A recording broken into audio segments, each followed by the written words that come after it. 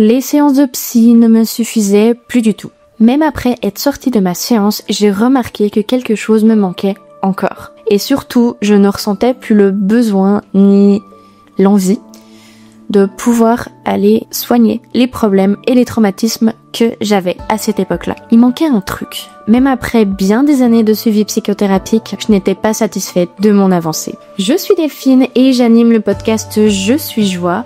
Je vous partage mes expériences et ce qui a pu m'aider à me reconstruire psychologiquement et physiquement.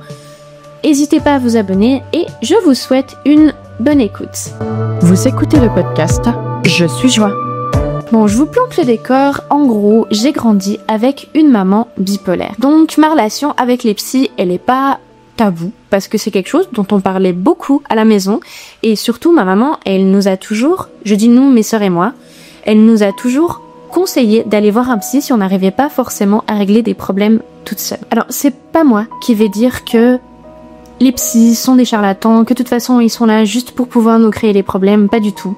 C'est des personnes qui ont fait beaucoup d'études, c'est des personnes qui peuvent réellement aider à régler des traumatismes ou en tout cas de faire en sorte qu'on puisse vivre avec. Ça a été mon cas pour moi. Donc sincèrement, si vous savez pas par quoi commencer, parce que là, je vais vous parler de la phase de après. Donc si vous êtes au début d'un problème, je pense que de se faire accompagner, c'est plutôt une meilleure idée et c'est déjà un bon pas vers ce genre de choses-là parce que ils savent et ils ont des outils pour faire en sorte que ça aille. Moi, là, je vais vous parler de mon expérience. Ça veut dire que j'avais fait beaucoup de séances de psy. Donc, la première fois que je suis allée, je me rappelle bien, donc j'avais 13 ans. Et c'était un peu délicat parce que ma maman, du coup, ça faisait 2 ans qu'elle était rentrée à la maison après qu'elle soit allée dans un hôpital psychiatrique parce qu'il y a eu une période où c'était compliqué. C'est aussi à ce moment-là que sa bipolarité s'est vraiment confirmée et qu'elle a eu les phases de bipolarité maniaque. Ce qu'il faut comprendre avec la bipolarité, c'est qu'il y a plusieurs stades, Donc ça aussi, si vous voulez faire des recherches et que vous comprenez pas, je vous invite grandement de pouvoir aller chercher tout ce qu'il faut sur internet. Il y a toutes les informations, c'est plus du tout tabou. Aujourd'hui, ma mère, ce qu'elle avait, c'est qu'elle avait des phases hyper hautes de crise de bipolaire maniaque. Donc elle dormait pas, elle faisait tout et n'importe quoi. On aurait dit que c'était une adolescente de 16 ans qui était complètement immature. Et elle avait les phases de dépression. Donc elle était au bout du rouleau, elle n'arrivait plus à s'occuper d'elle, elle n'arrivait plus à s'occuper de ses enfants. Et c'est mon père qui essayait de faire en sorte que les choses aillent, tant bien que mal. Et du coup, elle avait vraiment des pensées bien sombres et noires et je sais qu'elle ne m'en parlait pas, mais je me doute bien qu'il y avait des passages qui étaient assez compliqués pour elle aussi. On va dire que c'était des passages compliqués pour moi parce que j'étais dans une phase d'insécurité et d'instabilité. Et même aujourd'hui, je vois en tant qu'adulte que j'ai vraiment besoin d'avoir ma stabilité pour faire en sorte que ça aille, parce que sinon mon corps me fait assez vite comprendre qu'il y a des choses qui sont pas stables et que du coup mon mental il pète un ch'tut. Donc voilà. Mais c'est vrai que quand j'étais ado, du coup, qu'elle faisait ses phases de bipolarité maniaque et que même moi, du haut de mes 14 ans, je me rendais bien compte qu'il y avait des gros problèmes. Et donc du coup, j'allais me cacher dans les armoires pour faire en sorte que je sois dans un endroit tout restreint et agréable. Donc je ne suis pas claustrophobe, mais claustrophile.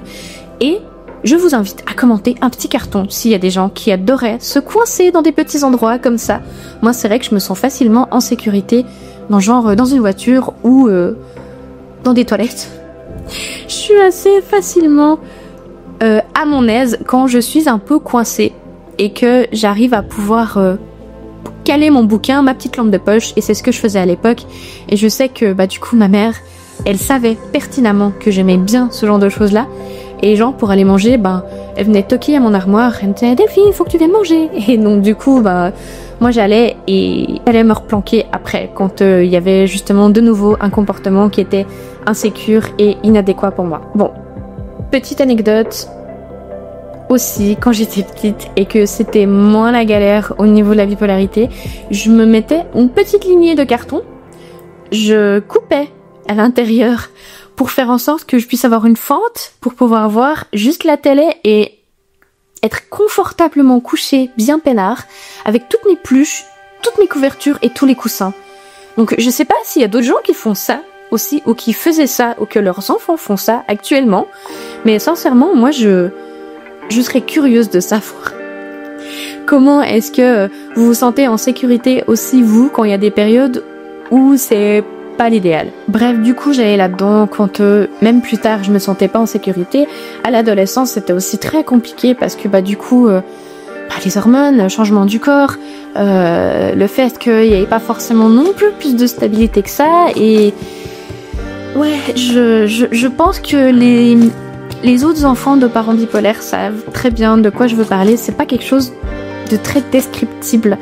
Donc je peux comprendre que certaines personnes ne se reconnaissent pas forcément. Ma mère, et je lui en veux pas du tout pour ça, hein, vraiment, sincèrement. Je pense juste que ma maman pensait qu'elle pouvait s'en sortir sans, et que du coup c'est pour ça qu'il y a eu des moments où ça faisait des vagues comme ça, et que moi j'ai eu une mal de mer au bout d'un moment. Hein. Je veux dire, c'était tellement pas stable du tout. C'était tellement compliqué pour moi. Je veux dire, la bipolarité c'est une maladie qui est reconnue. Donc moi je n'en veux pas du tout du comportement de ma mère, vraiment, parce que je pense qu'elle a fait tout ce qu'elle pouvait avec les ressources et avec les moyens qu'elle avait. Mais je pense que la discussion c'est important, et c'est quelque chose dont on discutait quand même pas mal avec mes sœurs. Pas forcément avec mes parents, mais avec mes sœurs on en discutait beaucoup. Et du coup c'est, je pense, ce qui nous a sauvés aussi, et ce qui nous a rapprochés par rapport à ça. Après une maladie, un décès, un stress post-traumatique et des amnésies traumatiques, rebelote, je suis allée chez des psys après donc mes 13 ans, parce que c'était trop compliqué pour moi de gérer ce genre de choses-là. Et en plus à ce moment-là, ma maman, elle a vraiment eu une phase bipolaire mais très haute, parce que ça lui a rappelé tout plein de mauvais souvenirs, et ce pourquoi je pense que sa vie a tourné en malheur. Tout simplement. Et après, ma mère est décédée, donc du coup, moi, c'était compliqué aussi, parce que ça a vraiment coupé définitivement le cordon, parce que je pense pas qu'on coupe, si on aime ses parents et que nos parents nous aiment, évidemment, qu'on coupe le cordon définitivement quand nos mères ne sont plus là. Je galère, mais je trouve refuge dans la médiumnité. Et c'est un peu étrange, parce que j'ai toujours eu un peu peur de ce monde-là. Et finalement, c'est après, quand je suis partie dans un voyage avec une copine de voyage à l'époque, j'ai pu rencontrer une personne qui commençait vraiment à avoir ses dons qui se développaient, et elle savait pas trop comment s'y prendre. Et moi, vraiment, je pense que j'ai été son oreille active, et aussi sa personne de test pour pouvoir expérimenter, je pense, aussi un petit peu les choses. Et c'était intéressant parce que moi, du coup, je pouvais un petit peu avoir des nouvelles de ma mère, parce que ça m'inquiétait énormément qu'elle se sente pas en sécurité, parce que pour moi, elle méritait tellement d'être en paix, parce que je savais qu'être sur Terre, c'était compliqué pour elle aussi, et que c'était pas une easy. C'est difficile, et je veux dire, d'avoir des maladies mentales, que ce soit bipolaire, il y a borderline aussi, les schizophrènes, enfin, je veux dire, c'est tout plein de choses qui sont difficiles à vivre, et pour moi, j'avais peur qu'elle emmène cette maladie-là même dans la mort. Donc du coup je m'inquiétais, mais que finalement tout s'est bien déroulé et que j'ai pu avoir aussi certaines de ces nouvelles. Après ça reste des croyances, mais pour moi la médiumnité ça a vraiment été une encre, parce que j'ai pu apprendre plein de choses aussi sur moi, et que finalement ce pourquoi j'avais signé mon contrat de vie. Et justement j'ai écrit un témoignage à ce propos-là, où je raconte vraiment toute ma vie de A à Z, depuis un peu plus en détail aussi, et sur comment est-ce que je me suis sentie. Et je fais ce podcast-là pour pouvoir étoffer un peu plus mes expériences, et faire en sorte que si vous n'êtes pas forcément des lecteurs, ou même si vous êtes tout simplement aveugle, parce que pour moi c'est important qu'il y ait une certaine intégrité, que tout le monde puisse le faire, et que tout le monde puisse avoir ses sous-titres ou son audio ou le visuel, parce que voilà, c'est quelque chose que vous préférez, parce que je fais aussi le podcast audiovisuel, c'est important pour moi. Donc voilà, j'ai écrit ce livre, mais pour le moment j'en suis pas encore à l'édition, mais abonnez-vous, et comme ça j'en parle aussi plus sur mes réseaux sociaux. Je vais clôturer ça pour pas trop m'épancher sur d'autres choses. Là on en est que j'étais allée chez les psys pendant bien 10 ans. Ensuite, y a eu tous mes malheurs. Je suis retournée chez elle, ma psy. Ça n'a pas forcément fonctionné comme je pensais. Ensuite, j'ai rencontré cette fille qui m'a fait découvrir un peu mieux la médiumnité. Et moi aussi, après, j'ai essayé un petit peu d'aller là-dedans et j'ai découvert plein de choses et tout ça. Mais il y a une chose que j'avais sous-estimée, donc c'est le paradigme. Et je sais pas à quel point les gens sont au courant de ce genre de choses-là, mais en gros, le paradigme, c'est toutes tes croyances et ta façon de voir ton monde. Donc c'est-à-dire, c'est un peu une disquette d'ordinateur, mais qu'on met dans notre cerveau qui est notre PC. Mais des fois, il faut le mettre à jour parce que il a chopé un virus ou qu'il a été un peu foutu. Et puis du coup, voilà, je veux dire, avec mes traumatismes et tout ça, ça n'a pas forcément aidé. Donc, il a fallu à un moment donné que je trouve d'autres choses. Et justement, ce paradigme-là, je l'ai entendu dans une formation d'e-commerce.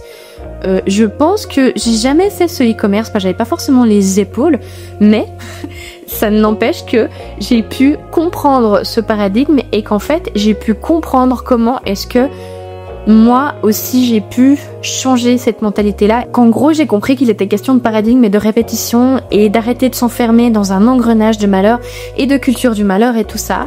Et surtout j'ai écrit pour guérir. Et après sur la recommandation donc de mon amie qui pratique la médiumnité, elle m'a dit écoute Delphine, on me chuchote à l'oreille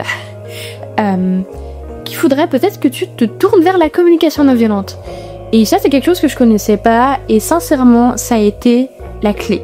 Ça a été la clé qui a ouvert ma maison intérieure parce que je savais que c'était en bordel si vous voulez bien. Par contre ça a vraiment été un truc qui a fait que j'ai pu m'épanouir et qui a fait que j'ai pu ouvrir en fait cette maison et que j'ai vu le désordre et je me suis dit oh mon Dieu, mais c'est pas possible, comment j'ai pu laisser ce désordre là pendant tellement longtemps. Mais je n'avais pas conscience, donc du coup il fallait que je le fasse. Et donc j'ai fait mes cours, j'ai fait tout ça et au bout d'un moment ça a commencé à porter ses fruits. Après j'ai aussi été avec Sabrina, j'ai fait un podcast d'ailleurs avec elle qui parle de conscientisation du mouvement. Avec Sabrina, ce que j'ai compris, c'est que j'avais du mal à allier mon corps et mon cerveau. Les deux, ils étaient pas d'accord. Ils étaient toujours en train de se fighter en permanence. Et avec la respiration et le fait de conscientiser mes mouvements et d'avoir la maîtrise et de mettre une certaine stabilité que j'ai toujours recherchée, du coup, ça a fait que je me suis sentie en sécurité. Et donc du coup, c'est pour ça que ça m'a aidé moi aussi dans ma tête à me dire maintenant c'est bon, je suis forte et je suis en sécurité. Donc c'est surtout cette notion de sécurité qui va revenir avec moi beaucoup. Ensuite, j'ai recommencé à faire du sport, à avoir des objectifs sportifs, j'ai repris confiance en moi et ça a vraiment été étape par étape. Arrêtez de vouloir griller les étapes. Vraiment, un escalier, vous pouvez faire peut-être 2 marches par 2, mais 3 c'est un peu compliqué, 4 vous faites un grand écart, 5 vous vous éclatez. Donc c'est pas possible d'aller plus vite que ce que vous êtes capable. Et ça aussi, donnez-vous de la douceur par rapport à ça. Je comprends que c'est frustrant, des fois, de faire des choses et de pas avoir les fruits venir directement. Mais si vous saviez à quel point un fruit est tellement meilleur quand il arrive à maturation, voilà, je vous laisse méditer sur ça. Ensuite, je suis allée, et ça je pense que c'est un peu le point de ma reconstruction, parce que je remarque que maintenant j'ai pu faire mon deuil et que j'ai des réactions en fait de personnes qui sont guéries. Je sais pas comment dire, mais j'ai remarqué ça l'autre jour et ça m'a un peu perturbée et du coup je me suis dit mais comment je peux avoir ce genre de pensée là? Ah oui mais c'est vrai en fait, tout va bien. Donc voilà. Et un jour je suis allée chez une dame que j'appelle la Dame Soleil, parce que vraiment vous rentrez chez elle, vous avez l'impression que tout va bien. C'est tellement léger, c'est tellement doux, c'est tellement soyeux, c'est tellement moelleux. Et cette femme-là, elle a pratiqué donc les soins du péricarde et ça a vraiment été révélateur pour moi parce que elle m'a délivré de certains problèmes et elle m'a aidé à pouvoir faire en sorte que les choses aillent mieux. Alors évidemment, il fallait encore que je puisse régler moi-même les problèmes parce qu'on peut toujours mieux les régler soi-même quand on prend la responsabilité. Et si personne ne le fait, personne prendra la responsabilité de régler vos problèmes. Mais du coup, ça c'était un passage qui était important parce que j'ai pu comprendre plein de choses et puis finalement, ça m'a aidé sur beaucoup de trucs. Et que des fois, quand je sens que j'ai des insécurités, je vais chez elle et je fais juste un petit coup de nettoyage et du coup, tout va bien et je me rassure et tout est parfait. Et dernièrement, je suis allée chez une fille, mais adorable et je rencontre tout plein de personnes super sympas et ça me fait plaisir que je sois un petit peu dans mon monde comme ça par rapport à ça. Et elle a fait donc une lecture de l'âme. C'est vraiment, je remarque que je me suis toujours battue et en permanence et pour tout. Et que là, mon âme, en gros, elle me disait, Delphine, assis-toi, souffle.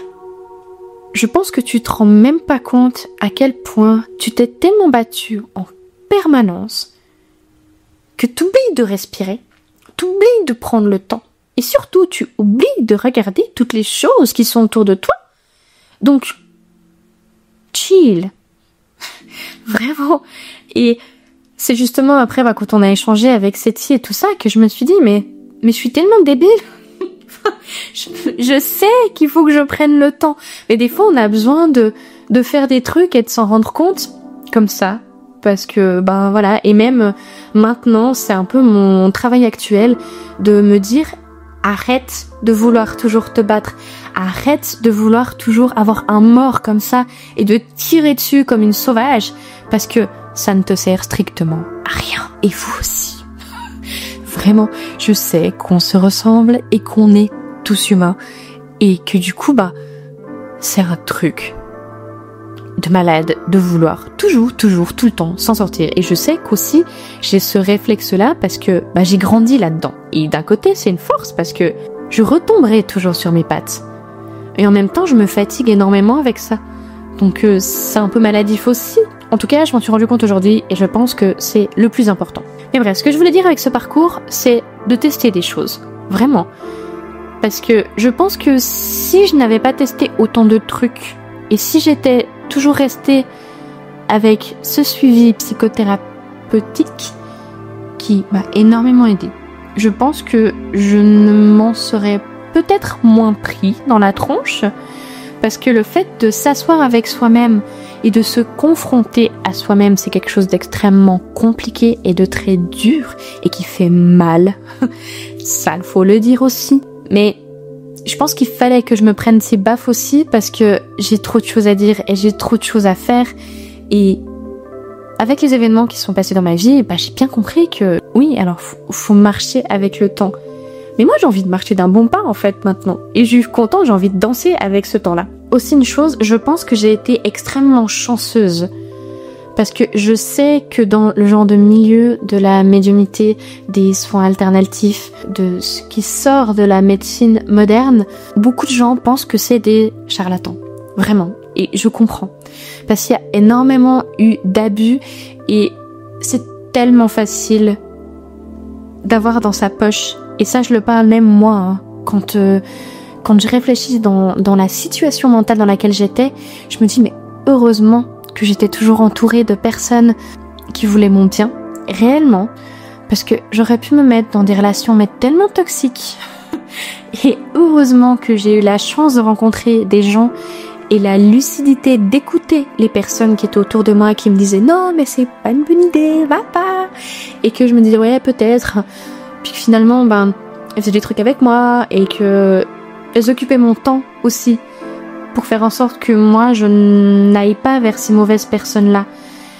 Et après j'ai fait un peu une petite recherche aussi, pourquoi est-ce qu'il y a tellement eu de mauvaises images par rapport à ça et cette image de charlatan et de tout ça. J'étais tombée sur des articles qui disaient justement au temps où les sages-femmes elles étaient traitées de sorcières parce que du coup elles donnaient des plantes et des choses et qu'il y a tout plein de façons de se guérir de façon alternative sans médicaments et que ça aujourd'hui on le sait aussi. Pas tout. Je veux être précise sur ça. Mais qu'on peut faire en sorte que les choses soient un peu plus naturelles.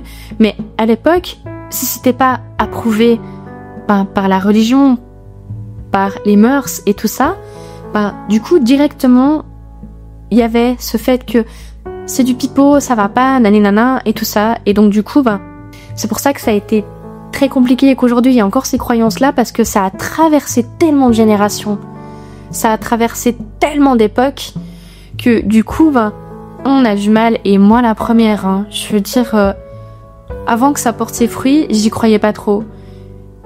Et par contre, j'ai vraiment été quelqu'un qui a été un peu traumatisé des médicaments parce que je pense que je voyais ma maman ne pas les prendre et que du coup je me disais ah mais si j'en prends de toute façon ça va être comme elle. Enfin j'assimilais les médicaments avec la bipolarité alors qu'avec le recul c'est pas du tout ça, mais bref. Et que j'ai pu m'en sortir sans antidépresseur, sans stabilisateur d'émotions et tout ça, et que je pense que je suis extrêmement chanceuse d'avoir pu le faire de cette façon-là parce que c'est pas le cas de tout le monde. Et sincèrement, si vous êtes dans ce cas-là, c'est pas grave parce qu'il y a des choses qui sont là pour nous aider justement, et si vous en avez besoin, c'est comme ça. Mais voilà, je pense qu'il y a un certain passif malsain avec les médecines étrangères aussi, parce que la médecine chinoise qui est un truc extraordinaire, je veux dire en Chine ça fait partie des médecines modernes, donc finalement je pense que il y a aussi cette peur de l'étranger par rapport à la médecine, en se disant ah mais je sais pas trop comment ça fonctionne et ci et ça, et que du coup c'est comme le fait de faire des soins par la médiumnité. Je peux comprendre que ce soit quelque chose de très spécial parce que c'est hyper flou et c'est pas cartésien. Enfin, je veux dire, ça dépend tout de sa perception finalement. Donc, pour moi, c'est logique qu'il y ait une certaine appréhension. C'est logique. Mais ça m'a tellement aidée. Et même moi, dans ma foi et tout ça, ça m'a tellement aidée aussi. Et je suis allée faire des choses comme l'acupuncture ou des choses comme ça, ou même des soins. J'ai eu pris des médicaments, mais naturels. Enfin, je veux dire, j'ai pas rien fait du tout. Quand j'ai beaucoup trop mal à la tête, oui, je prends un Dafalgan. Enfin, je veux dire, je suis pas réticente non plus à ce point-là, mais je pense quand même qu'il y a une certaine force qu'on peut se créer soi-même pour pouvoir faire en sorte que mentalement on arrive à se convaincre de certaines choses. Mais après voilà, c'est propre à chacun et c'est toujours mon avis personnel et mes expériences. Après, je pense que des fois il faut savoir se diriger vers des choses inconnues aussi. Je prends souvent l'exemple de la chaise, que faut tous qu'on puisse se construire sa propre chaise assez confortable pour faire en sorte qu'on puisse contempler la vie. Il y a des gens, un tabouret ça leur va. Il y a des gens, un trône, c'est beaucoup plus agréable. Il y a des gens, un mec, ça leur va. Et pour pouvoir créer ce genre de choses-là, il faut que chacun on puisse avoir ses ressources de base très différentes. Mais après, faut aussi passer par l'étape du si tu veux avoir un trône, il faut t'embêter à trouver les tissus, il faut savoir coudre, il faut savoir travailler le cuir, il faut savoir être manuel. Donc, il faut avoir plein de capacités pour faire en sorte d'avoir un trône. Mais ceux qui ont un tabouret et qui s'en satisfassent par rapport à ça, il leur faut juste du bois, il leur faut juste des compétences en menuiserie. Et finalement, ça leur va. Donc, leur bonheur est plus simple et plus accessible. C'était Delphine. J'anime le podcast Je suis Joie avec des invités et aussi en parlant de mes expériences et de ce qui a pu m'aider dans ma vie pour améliorer mon quotidien. Si vous avez aimé ce podcast-là, je vous invite grandement à vous abonner et à mettre une petite licorne en commentaire, comme ça je saurai qui est team licorne ou pas, parce qu'il faut mettre un peu de magie dans sa vie et beaucoup de douceur surtout. Et j'espère que mes histoires puissent vous inspirer. N'hésitez pas à me dire ce que vous en pensez. Pour moi, c'est vraiment important parce que ça m'aide à m'améliorer. Portez-vous bien.